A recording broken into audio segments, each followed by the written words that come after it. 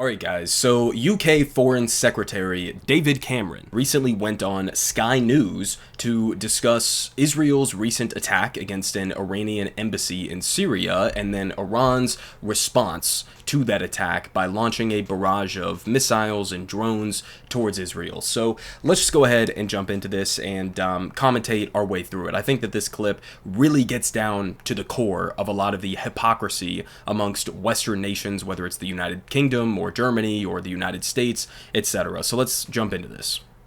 Is it bad judgment or good judgment to hit Iranian sovereign territory in Damascus?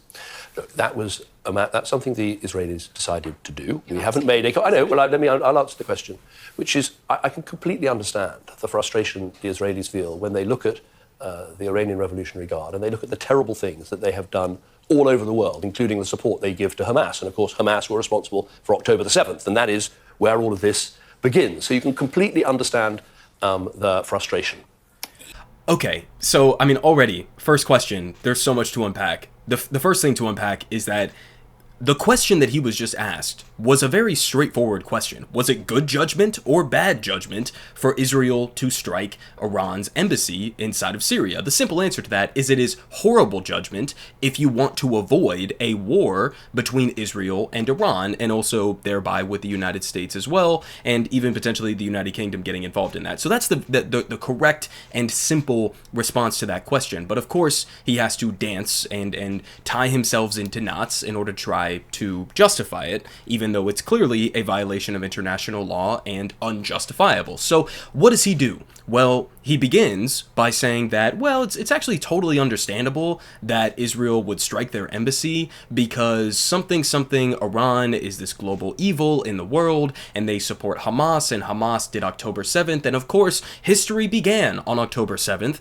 and so that's the origin point of all of this. It's like, number one, no, history did not begin on October 7th, and that is not the starting point of any of this. It's a very convenient narrative that Israel defenders want to rely on, because then they don't have to deal with the decades of occupation and apartheid and ethnic cleansing and now a genocide in Gaza. So I understand why it's convenient for you to pretend as if history began on October 7th. But the second part is that it seems like the implication of his response here is that Iran had something to do with Hamas's attack inside of southern Israel on October 7th, which even the United States and Israel agree that they didn't have anything to do with. So just a bizarre way to start off this interview, but let's go ahead and continue. Yeah, but what about Iran's frustration at part of its sovereign territory being flattened? Well, I would argue there is a massive degree of difference between what Israel did in Damascus and, as I said, 301 weapons being launched by the state of Iran at the state of Israel. For the first time, a state-on-state attack. 101 ballistic missiles, 36 cruise missiles, 185 drones. That is a degree of difference. Yeah. And I think a reckless and dangerous thing for Iran to have done. And I think the whole world can see all these countries that have somehow wondered, well, what is the true nature of Iran? It's there in black and white. What would Britain do if a hostile nation... Okay, we're going to get to this follow-up question because that's arguably the best part of this entire interview. But it is just hilarious to point out the total number of drones and missiles that Iran sent over to Israel, and number one, not mention, again, the brazen violation of international law and the massive escalation of striking Iran's embassy in Syria. He just jumps over that and pretends as if, no, it's actually Iran that's the escalatory aggressor in this situation. No, they're not. The only reason they launched those drones and missiles is because of the attack on their embassy. It is Israel that is being the aggressor in this situation. But then the other part of his response there is to just list off, 200 drones and 100 missiles and 500, I don't know, whatever the fuck else. And what he leaves out of that is that, yes, it was a large total amount, but how many people were killed by this Iranian aggression, okay? The answer is 0, okay? The answer is that Iran responded to this attack on their embassy counter to all of the narratives that, it's Israel that's this peacenik and the United States are the doves in this situation and it's Iran that's the aggressor. They launched this attack knowing full well that Israel and the United States and other regional partners were going to intercept almost the entirety of the barrage that they were sending towards Israel. They knew that. That was part of their calculation of their retaliatory strike against Israel. Iran was explicitly giving Israel and the United States, here's your off-ramp, okay? We can call it truce after this. We don't have to escalate from here. We threw a bunch of missiles at you. We threw a bunch of drones at you just as a posturing, as a show of strength. Let's end it. Let's not escalate to war, okay? That was the message that was being sent by Iran as a part of that strike. 0 people died. I believe there was 1 person who was injured, but it wasn't even an Israeli, as far as I'm aware. And so to call that a drastic escalation, to call that this like unprecedented attack on Israel, as Israel over the last 6 months in Gaza has been killing tens of thousands of innocent men, women, and children, okay? And to pretend as if Israel's the reasonable actor, Iran's the irrational, crazy actor in this situation, fucking delusional. But let's see how he responds to this this very good follow-up question here from this anchor. In black and white. What would Britain do if a hostile nation flattened one of our consulates? Well, we would take the very strong action. And Iran would say that that's what they did? Well, what they did, as I said, was a massive attack. So they were right to respond, but they overreacted, is that what you're saying? What I'm saying is that the attack they carried out was on a very large scale, much bigger than people expected. They have a right to respond? Well, countries have a right to respond when they feel they've suffered an aggression. Of course they do. But look at the scale of that response. Had those weapons not been shot down, respond, but they just overreacted. There could have been thousands of casualties, including civilian casualties. I think.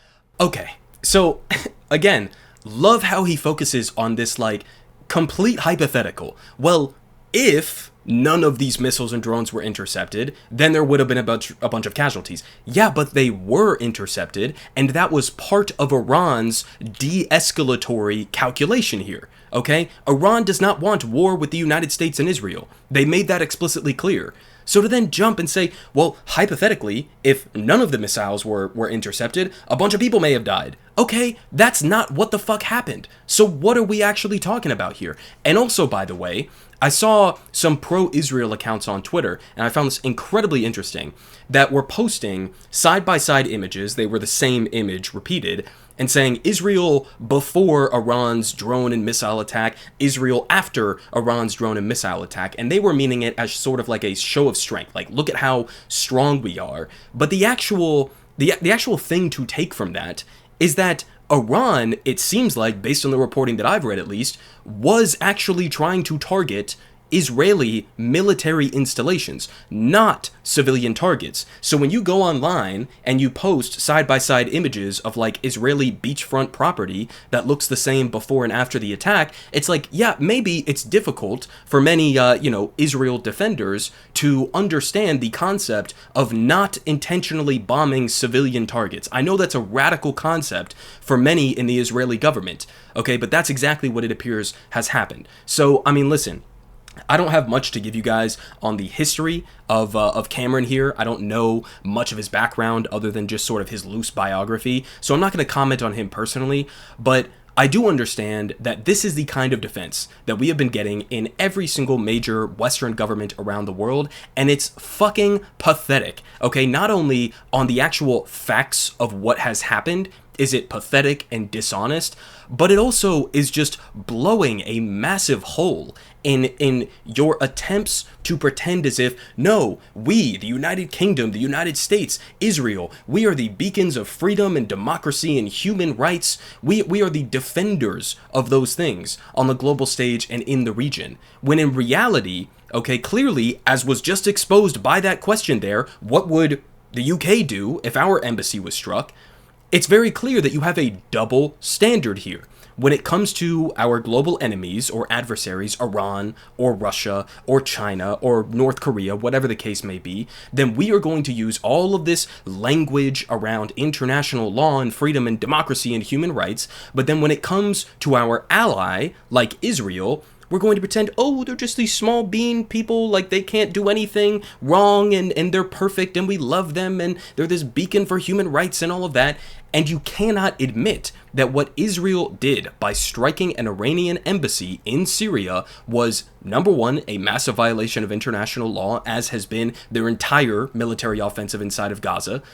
But it's also a massive escalation towards a war with Iran that Israel at this point clearly desperately wants, okay? And regardless of whatever Cameron here or Joe Biden over there says that they don't want a war with Iran, if you are handing the keys over to the Israeli government especially under Benjamin Netanyahu, then that's exactly what you're asking for.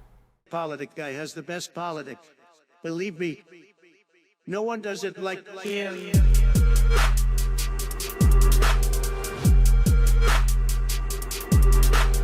Believe me. Everyone is saying